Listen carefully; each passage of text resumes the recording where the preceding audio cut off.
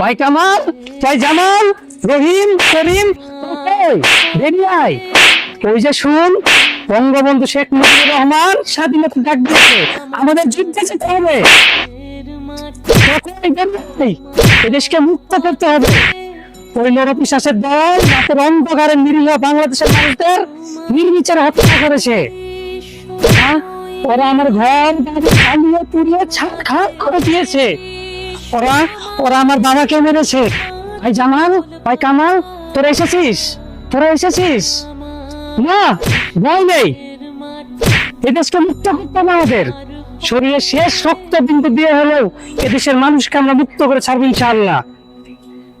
এদেশের চারি কোনায় আনাচে কানাচে শুধু সবুজের বুকে লাল এই পতাকা উঠবে, সবুজের বুকে লাল এই পতাকা উঠবে। হৃদয় আমার বাংলাদেশ, স্বপ্ন